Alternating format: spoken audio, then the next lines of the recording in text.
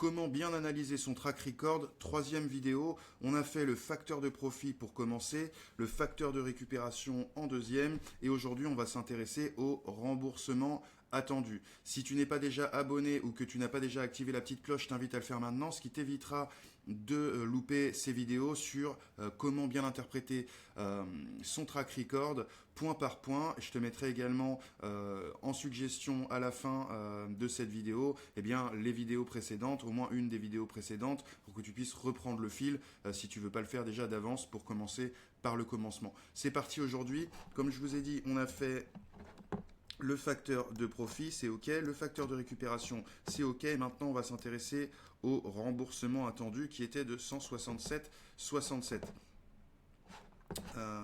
Donc sur l'ensemble de mon compte, on arrive sur la petite feuille, on va voir, vous voyez, j'étais à 168 sur le mois d'octobre et sur l'ensemble du compte de trading, on est à 167, donc on reste dans la même cohérence mathématique. C'est parti pour le remboursement attendu. Le terme remboursement attendu, premièrement, dans ce contexte est très probablement une mauvaise traduction ou un terme mal utilisé bien souvent. Cela ne veut pas dire ce que l'on pense intuitivement. Il s'agit presque certainement de l'espérance mathématique ou expectancy en anglais par trade, qui est un concept fondamental pour évaluer la rentabilité d'un système. La signification simple, une espérance mathématique de 168,42, souvent exprimée en unités monétaires, par exemple des dollars ou des 2 euros, donc ici nous des dollars, signifie que sur un grand nombre de trades, vous pouvez vous attendre à gagner en moyenne 168,42 euros par trade. Donc c'est la valeur moyenne, donc nous ici, donc ça c'était en octobre, là on est à 167,67. Donc on peut s'attendre à 167 euros, 167 dollars 67 par trade. Donc c'est la valeur moyenne qu'on gagne ou perd à chaque fois qu'on passe un trade. Chose importante à noter. Explication détaillée du calcul. L'espérance mathématique ne se concentre pas de regarder ne se contente pas de regarder si vous gagnez ou perdez, mais combine trois éléments cruciaux. Le taux gagnant, le win rate, le pourcentage des trades qui sont profitables, le gain moyen, donc l'average win, le profit moyen que vous réalisez sur un trade gagnant, et la perte moyenne, average loss, la perte moyenne que vous subissez sur un trade perdant. La formule la plus courante de l'espérance, c'est taux de gagnant multiplié par gain moyen moins taux de perdant multiplié par la perte moyenne ici.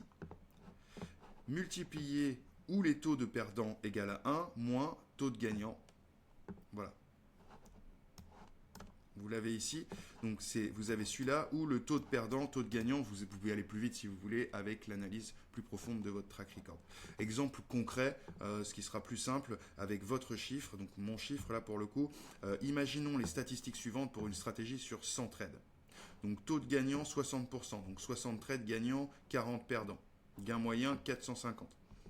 Donc on sait qu'on a un taux de gagnant supérieur, ils disent 60%. Nous là sur l'ensemble du compte on est à 72. Gain moyen 450, perte moyenne 200. Donc l'espérance ça va être 0,6 fois 450 moins 0,4 fois 200. Ça va être égal à 270 moins 80, ce qui fait 190. Dans cet exemple, l'espérance est de 190 euros.